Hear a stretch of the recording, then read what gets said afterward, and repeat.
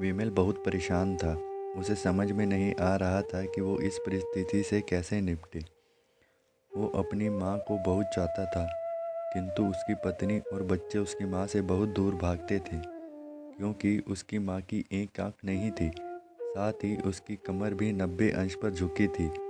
वैसे वह अपना काम सब खुद कर लेती है, किंतु फिर भी वो उसकी पत्नी और बच्चों के लिए हमेशा खटकती है। दादी, आप ऊपर के कमरे में जाओ, मेरे दोस्त आ रहे हैं। विमल के बेटे अखिलेश ने बड़े बेरुखी से कहा। पर बेटा, मैं तो यहाँ बहुत दूर बैठी हूँ। विमल की माँ ने बहुत प्यार से कहा। नहीं, आप उसके सामने मत रहो, वो मुझे चिढ़ाते हैं। अखिलेश ने जोर से डांटते हुए कहा। क्या हुआ अखिलेश, क्यों चिल्ला रहे हो? विमल की पत्नी कामनी ने किचन से आवाज़ लगाई। देखो ना माँ, ये दादी यहीं ड्राइंग रूम में बैठी है और मेरे दोस्त आ रहे हैं। अखिलेश ने शिकायत भरे लहजे में कहा। माँ जी, आप ऊपर चली जाओ, क्यों हम लोगों को लजवाती हो? कामनी ने बेटे का पक्ष लेते हुए कहा। बेचारी सरस्वती चुपचाप उठकर जीने के सहारे ऊपर जाने लगी। कमर झुकी होने के कारण उन्हें ऊपर चढ़ने में बहुत परेशानी हो रही थी, किंतु वो पूरी ताकत से ऊपर के एक अकेले कोने वाले कमरे में जाकर बैठ गई। विमल बाजू के कमरे से सब सुन रहा था। उसे कष्ट हो रहा था कि उसकी माँ को अपमानित होना पड़ रहा है, किंतु वह असहाय था। अगर वो कुछ कहता तो पत्नी और बच्चे उसका विरोध करने लगते। दूसरा, उनके तर्क भी सही लगते हैं, क्योंकि वो एक प्रशासनिक अधिकारी था। उसका सामाजिक स्तर भी बहुत ऊंचा था। उसकी ससुराल भी एक ऊंचे घराने में थी। अंत वह चुपचाप इस तरह हर दिन अपनी माँ को अपमानित होते देखता रहता था। रात को विमल की पत्नी ने कहा, देखो जी, अब कुछ करो। कल कलेक्टर साहब की पत्नी आई थी। माँ जी अपनी देसी धुन धारा में उनसे मिली। मुझे बहुत शर्म आ रही थी, बताते हुए कि ये मेरी सास है। मैंने कह दिया कि दूर की रिश्तेदार हैं, इलाज कराने आई हैं। विमल को रोना आ गया, किंतु फिर भी वह चुप रहा। उसे समझ में नहीं आ रहा था कि वो क्या करे। अपने बेटे की मन स्थिति को सरस्वती अच्छी तरह से जानती थी और बेटे की कोई कष्ट न हो, इसलिए वो हर बात को चुपचाप सह लेती थी। विमल बहुत उदास रहने लगा। एक तरफ परिवार और सामाजिक स्तर पर जीने की प्रतिबद्धता थी, तो दूसरी ओर माँ। आखिर माँ से अपने बेटे की यह हालत नहीं देखी गई। एक दिन उसने अपने बेटे से कहा, विमल, बहुत दिन हो गए हैं, मैं अपने गांव जाना चाहती हूँ। मुझे वहाँ पहुँचा दो। मेरा यहाँ मन नहीं लग रहा। किंतु माँ, वहाँ तो कोई नहीं है, तुम्हारी देखभाल कौन करेगा? विमल ने आश्चर्य से पूछा। अरे, सब गांव वाले तो हैं, और वो तुम्हारे मामा जी तो उसी गांव में रहते हैं, और फिर हम सारी व्यवस्था कर आएंगे ना। कामनी को तो जैसे मन की मुराद मिल गई हो। हाँ बेटा, बहू सही कह रही है, सरस्वती ने लंबी सांस लेते हुए कहा। विमल जानता था कि गांव में माँ की देखभाल करने वाला कोई नहीं है, लेकिन अपनी पत्नी की जिद के कारण वह अपनी माँ को गांव छोड़ने पर विवश हो गया।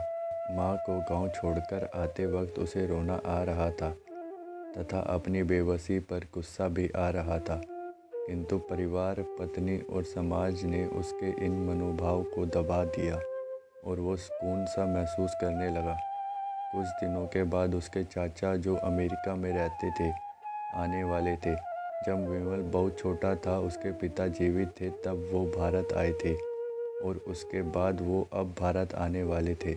पूरा परिवार और आस पड़ोस बहुत उत्साहित था। अमेरिका से विमल के डॉक्टर चाचा आ रहे थे। डॉक्टर रमेश ने जैसे ही घर में कदम रखा, सबसे मिलकर बहुत उत्साह से उनका स्वागत किया। क्यों विमल, भाभी नहीं दिख रही, कहाँ है? डॉक्टर रमेश ने उत्सुकता पूर्वक से पूछा। जी, वो गांव में रहती हैं, यहाँ उनका मन नहीं लग रहा, कामनी ने सपाट लहजे में उत्तर दिया। डॉक्टर रमेश ने विमल की ओर देखा तो विमल ने अपनी आंखें झुका ली। डॉक्टर रमेश सब समझ गए। बोले, कल हम भाभी से मिलने गांव चलेंगे सब लोग। दूसरे दिन सभी लोग गांव के घर में पहुंचे। देखा कि सरस्वती को बहुत तेज बुखार है और वो पलंग पर असहाय पड़ी है। डॉक्टर रमेश दौड़कर सरस्वती के पास गए, उनके पैर छूकर रोने लगे। सरस्वती की ये हालत उनकी कल्पना से परे थी। वाह बेटा विमल, तूने तो नाम उजागर कर दिया। अपनी माँ की ये हालत देखकर तुझे तो शर्म भी नहीं आ रही होगी। डॉक्टर रमेश ने विमल को लगभग डांटते हुए कहा। नहीं देवर जी, विमल का कोई दोष नहीं है। मैं खुद गांव आई थी। सरस्वती ने अपने बेटे का बचाव किया। मुझे सब पता चल गया है भाभी, आप चुप रहो। क्यों बहू, तुम्हें अपनी सास की क्रूरता पसंद नहीं है? समाज में तुम्हें नीचा देखना पड़ता है ना? डॉक्टर रमेश ने कामिनी की ओर व्यंग से देखा। कामिनी निरुत्त होकर विमल को देखने लगी।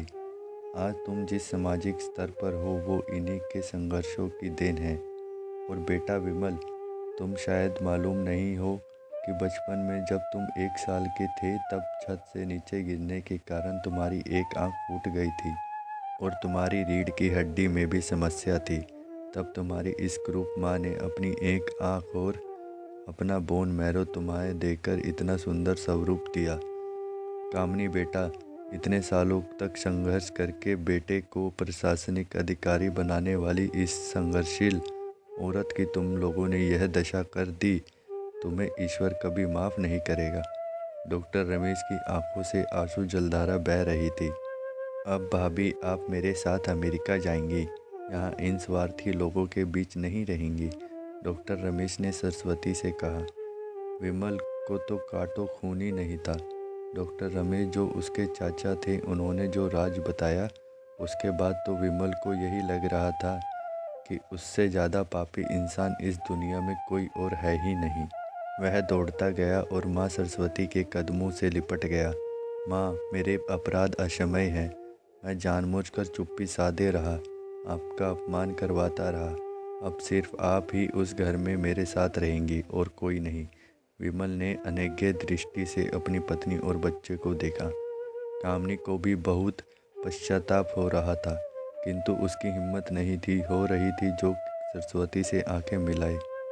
सरस्वती ने कामिनी की मनस्थिति को समझकर उसको पुचकारते हुए अपने पास बुलाया और विमल को डांटते हुए कहा, खबरदार, जो मेरी बहू को मुझसे अलग करने की कोशिश की तो मैं तुझे ही घर से बाहर निकाल दूंगी।